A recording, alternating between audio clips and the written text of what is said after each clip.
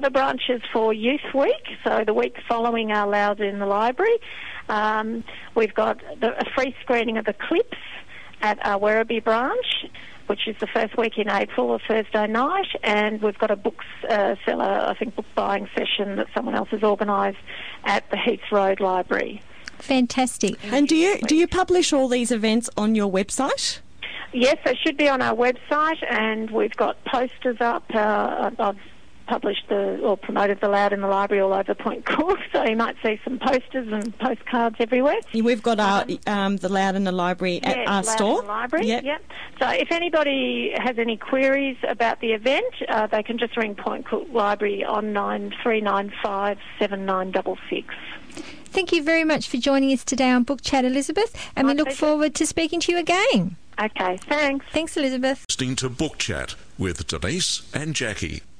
And of course, Book Chat is brought to you by Collins Booksellers and ABC Centre at the Werribee Plaza, a proud sponsor of 88.9 Win FM. Now, what's happening with books in Werribee?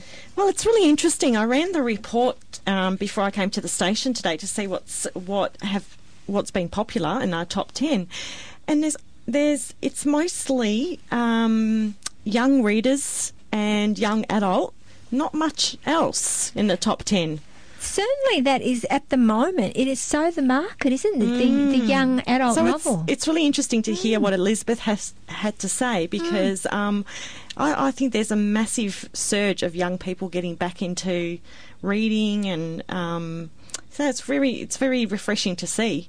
And I think even with all the and I enjoy a lot of the new technology as well, but it's a bit like how a lot of recordings now, people are also doing CDs and vinyl recordings as well. They've got a bit retro. Because the next generation are not familiar with these things, so they're new to them. And I think that's, the circle of how Someone it all goes. said that to me, that, one of the marketing people at the Plaza came around to see me because they were doing a Soda Stream promotion, and I said, I can't believe these are back, and she said, everything old is new. Absolutely, because this generation had never heard of them. That's right. And actually, I don't know where I was when they were out last time, because I don't remember hearing about them. So what are the top 10 in Werribee? Top 10. Okay, the only adult fiction to make it into the top 10 is number 10. It's Dead or Alive by Tom Clancy, and that's a whopper of a book. Next one was Geronimo Stilton.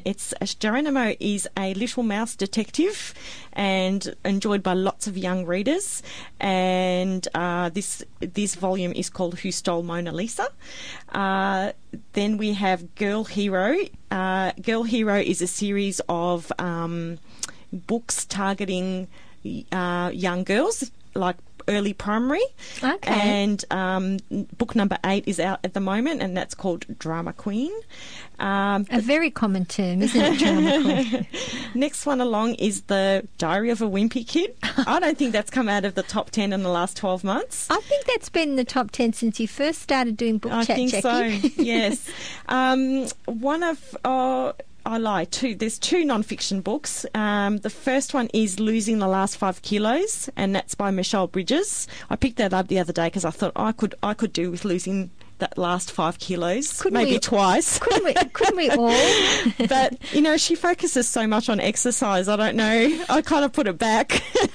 That's the downfall. The thing about losing weight is the exercise and how you have to reduce what you eat. Oh, no, it's just so hard. It's so demanding. It is. I just sort of put it back. I thought, I'm not quite ready for this yet. The next one is YA fiction, which is Crescendo. And then a whole lot of us have gotten really paranoid about what we ate over Christmas, because number 4 sits the 2011 calorie counting book. Oh, really? It always happens at this time of year. It gets into the top 10 because we're all freaking out. There's a new vampire series out, and it's doing really well. The author's name is Rachel Kane. We're trying to get her to come along to one of the local libraries. Oh, fantastic. And she's amazing. She must have had a whole lot of books, or perhaps started with one book that the publishers thought they'd divide up because there was too much content. But she came up pretty much with 8 books in one fell swoop. So people have absolutely loved it because they've been able to get stuck into her series and not run out of a book too quickly. That's so her amazing. number 7, which is called Fade Out, is number 3. The next one is a Wiggles book. And it's, Wiggles? Yes, number crunching. The Wiggles are back in the top 10. And the top book in the top 10 is Afterlife, which again is an young adult fiction book. And it's by Claudia Gray, her newest one. I think it might be the 4th in a series. As you say, I think there's also a lot of people reading young fiction that don't strictly fit into that age group. But Exactly. it's very popular. It's become a genre. Like it's not really, we call it YA fiction because it's not really just for young adults. It's just become a popular way to appreciate different stories. The top 10 ABC titles. At number 10, we've got Emma. Then we've got the Doctor Who TARDIS cookie jar is in the store and doing very well. The Doctor Who, we've got a new mug, which is selling well. And Doc Martin Series 4 is still in there. Baby Lullabies is number 6. Andre Rieu with My Music, My Life CD. I don't know if you remember this series, but Against the Wind. Do you remember that with John English? Well, it's finally been re-released on DVD. I think it's been on video and then nothing happened for a long time. And it's been remastered and released on DVD. I loved that series. I loved that series. And people have been so excited that it's available again. I didn't even know it was coming out on CD. Yeah, that's exciting. that's number 4 at the moment. Scotland the Brave, that's a music DVD. Number 2 is Pride and Prejudice. Just never moves. The Jane Austen stuff is so always popular. there. It is. And the number 1 title in ABC is Grandpa in My Pocket, which is a show that's on ABC 3. And it's the title of it is The Magic Shrinking Cap. Wow, I'm very excited about Against the Wind because that was a wonderful series. I know. And you know what? John English still looks the same.